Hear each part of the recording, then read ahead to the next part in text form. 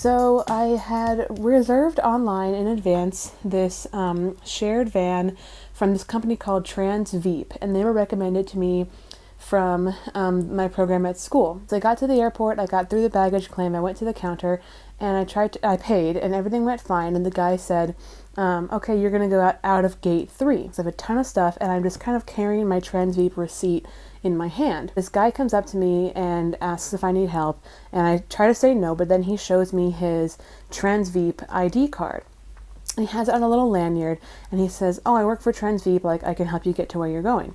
So I'm like, okay, and I'm a little suspicious at first because I was told by my program manager at school to look for the TransVeep people who are like wearing their special TransVeep shirts and stuff.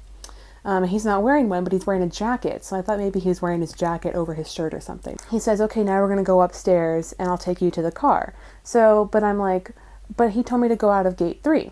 And he says, oh, we are going to gate 3. And I said, okay. So we take an elevator up to the second floor, and then we're at like the departures level where you go to like check your baggage.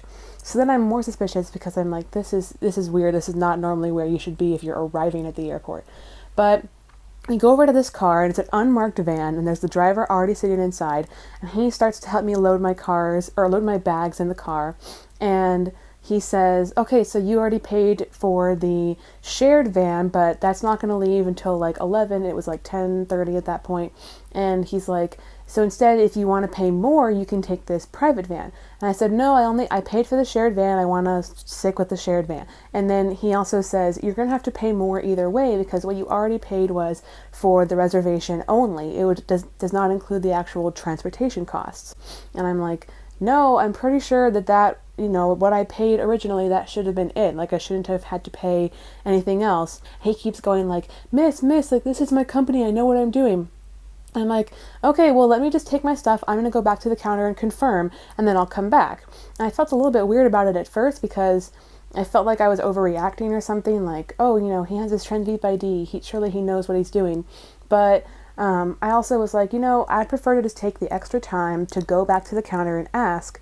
And then if I end up going back to this guy again and being like, oh, sorry, you were right, like, let's go, I would not have felt bad about that. I would have felt like I'd rather take that extra time and then be a little bit embarrassed than risk, doing the wrong thing and falling for a scam. And so sure enough, after saying a couple times, like, no, I'm going to go back to the counter, he just kind of was like, oh, forget it. And he like walked away.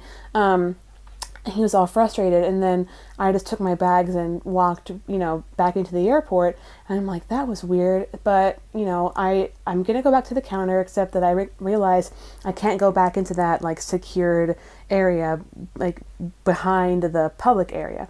So instead I just go back down to the arrivals level and then go out of gate 3 like I was told to do originally, and then sure enough, there are a whole bunch of labeled TransVeep vehicles, TransVeep drivers wearing their little TransVeep sweaters, and everything was so obviously like what I was supposed to be doing, and so obviously like the right thing instead of what this guy was trying to get me to do. So anyway, I was just like, oh man, like I almost fell for that scam. I can't believe it. And I was kind of like shooken up about it and a little bit embarrassed, but I also felt like, wow, I'm actually really proud of myself that I recognized, oh, this was a scam, like this doesn't feel right. I recognized, things that were suspicious, and I followed my gut and like went through with, taking the extra time to be sure. Anyway, for anyone who's traveling to Santiago especially and going to use TransVeep, or for anyone who's just traveling in general, especially to a foreign country, I hope this story kind of helps to remind you to, follow your gut. If something doesn't seem right, it probably isn't. And so, like I said, at least take the time to double check.